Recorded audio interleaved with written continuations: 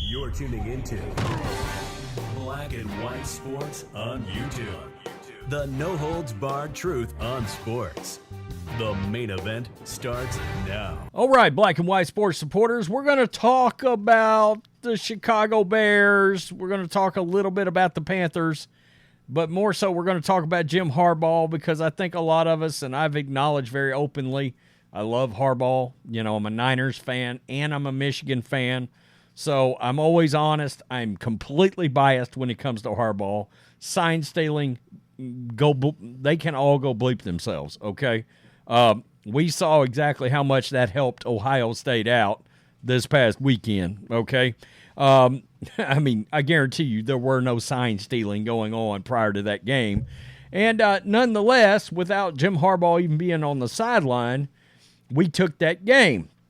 Now, I was very angry at Niners ownership. Even though Harbaugh I knew was going to Michigan, I wanted to keep him with the Niners. He was a hell of a football coach. Niners fans love him. And if he ends up being your NFL coach, and I've said this before, you're going to be like, I hate Harbaugh, I hate Harbaugh, I hate Harbaugh. Oh, we got Harbaugh. That's my mother effer right there. That's just how you're going to feel.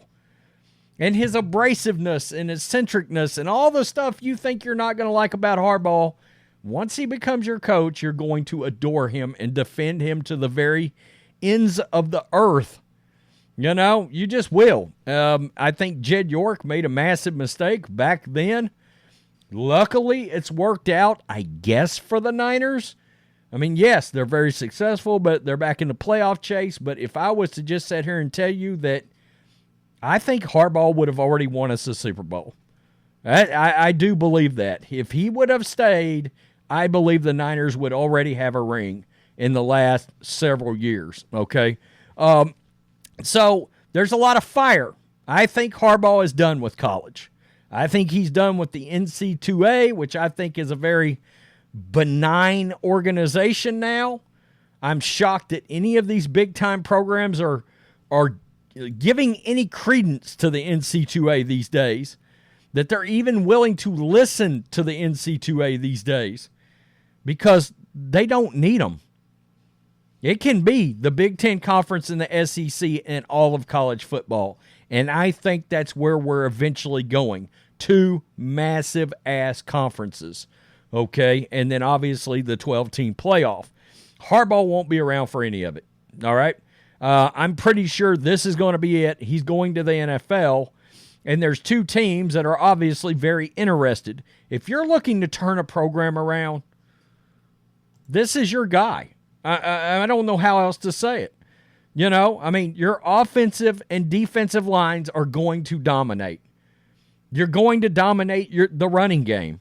You're going to have a rushing attack. All right? You're going to have a hard-nosed, nasty defense. And it is going to look old school. It's going to. But it wins, plain and simple. And I think, and we've talked about him and the Raiders, and I do think Mark Davis has an affinity for one of his ex-coaches, which is Harbaugh. He likes David Shaw right now. He likes Antonio Pierce. And while I do think the Raiders could have a say in this, and I know David Tepper, and it talks about this with the Panthers, wants him, I think that's a terrible idea. I think Tepper's personality mixed with Harbaugh's personality is a horrible idea. That was the problem. Jed York wouldn't get out of Harbaugh's way, and he chose Trent Baalke, the general manager, over a great coach. That never should have happened. And he chose poorly. But the Bears and Harbaugh make all the sense in the world. They do. And so we're going to look at this, and we're going to look also at where Kevin Warren is in all of this, because it looks like he is the one that is now really and truly making the big decisions with the Chicago Bears. So, and we know he's got massive Big Ten ties, commissioner, etc., all that. Jim Harbaugh may be able to avoid controversy or penalties of Michigan's alleged sign-stealing scandal if he returns to the NFL this offseason. But the former 49ers coach is already drawing interest from at least 2 NFL teams per The Athletic. My feeling is, and how this works, the owners of these teams have already talked to Harbaugh's agent. They may have already talked to Harbaugh. And I think it's a factor in Tepper already firing Frank Reich. I think he's eyeing Belichick. I think he's eyeing Harbaugh. Why either one of those guys would go to the Panthers, I don't know. I don't. And good luck if you let Bill Belichick build that Panthers team. Yikes. Diana Rossini reported on Fox Sports this week that Harbaugh is, quote, absolutely a target among teams with potential head coaching vacancies entering 2024's offseason, naming the Bears and the Panthers as early suitors. Quote, Panthers owners Tepper and Harbaugh had conversations last year, she said. Obviously, it didn't pan out, but this was something that they discussed. That's a name I'm hearing again. The Chicago Bears are another organization that has had some conversations about it, depending on what decision they make with this coaching staff that's in place. I think they're gone. Carolina notably fired coach Frank Reich on Monday, just 11 games into Reich's first year on the job. By the way, if I'm the Steelers, that's probably my offensive coordinator. I think he's a good offensive coach. He just, much like Patriots land, that the Panthers have nothing on offense. Nothing. The Bears, meanwhile, have gone 7-22 since hiring Matt Eberflus prior to the 2022 season. Harbaugh has a history with the franchise, playing 7 seasons for Chicago during his time as an NFL quarterback. I think that's the big draw here, guys. I think it's the obvious draw. You know, the hometown quarterback comes back to Chicago, cold weather, Harbaugh. I mean, it just makes all the sense in the world. Quote, Jim is certainly a name that is respected in league circles, Rossini added. NFL ownership is definitely interested in what he could bring back to the NFL. Harbaugh, 59, has served 2 different suspensions at Michigan this year for alleged NC2A violations, but he's found success as both an NFL and college coach. He's 83-25 in 9 seasons with the Wolverines, including 3 straight over Ohio State, just throwing that in, and 44-19-1 as the Niners coach from 2011 to 2014. He hinted at a return in recent years, reportedly speaking with the Broncos and the Vikings about previous vacancies. By the way, at the last minute, he decided not to go to the Broncos. They would have hired him over Sean Payton. All right, just throwing that out there. This is NBC Chicago. Not to slight Ted Phillips, but it appears that new Bears CEO, man, a lot of Diana Rossini on here today. New Bears CEO and President Kevin Warren has been given the keys to the football operations, something Phillips never truly had control of. Ted Phillips. The Athletic's Diana Rossini recently reported how the structure of the Bears is built from her knowledge. In terms of power and control there, Kevin Warren has been brought in there. She just told the Herd.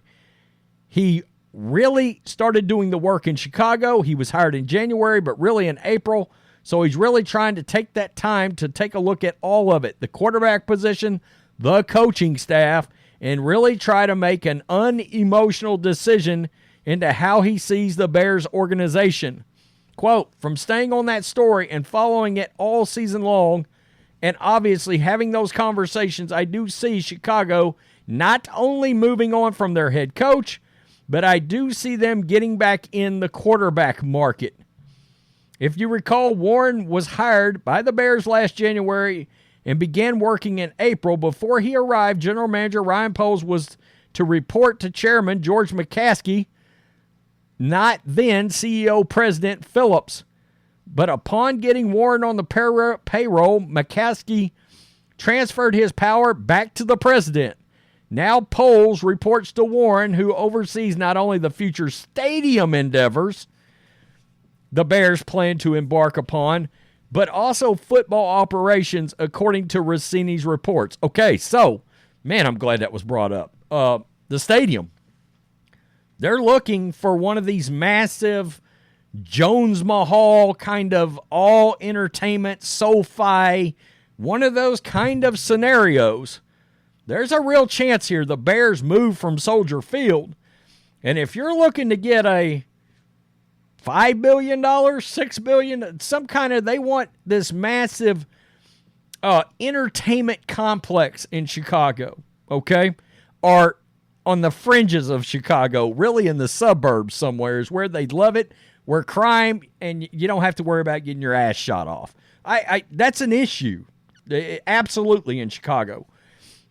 Jim Harbaugh brings massive energy and name recognition to the head coaching job.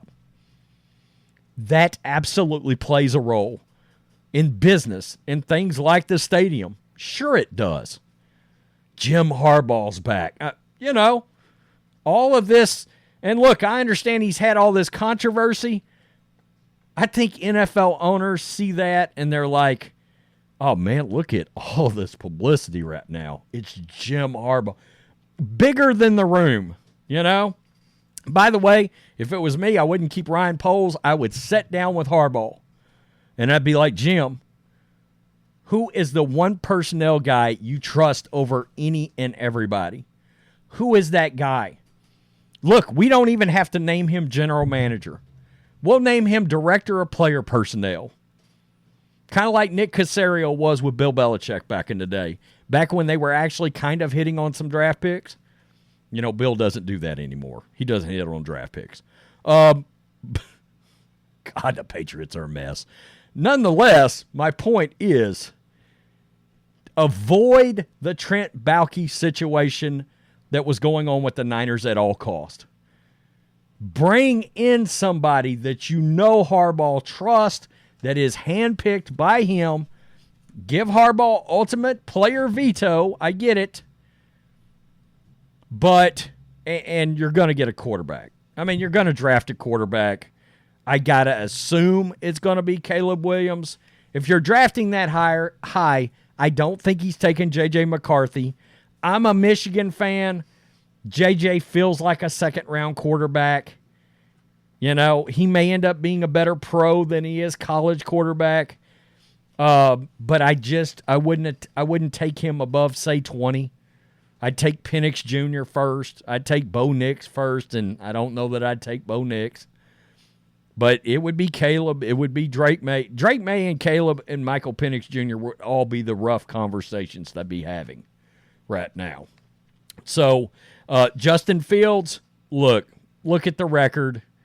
It's not worked out. It's over. It's a wrap there.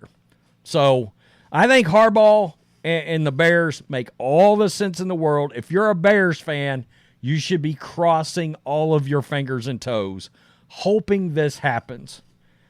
And I got to tell you, with Harbaugh, I mean, you're liable to compete for a playoff spot in the first year, even with a rookie quarterback. He's just going to rework that roster in his attitude and image. And you're going to win ball games. By the way, some people bring up the Vikings and Broncos thing from last year. I do think, in part, Harbaugh was trying to play that into a raise. That's not what's happening this time. He's fed up. He's done. All right? He loves Michigan, but he's fed up with the politics in college football, and I don't blame him. Peace. I'm out. Till next time. Thanks for watching the show. Be sure to like, comment, and subscribe. Be sure to tune in next time on Black and White Sports.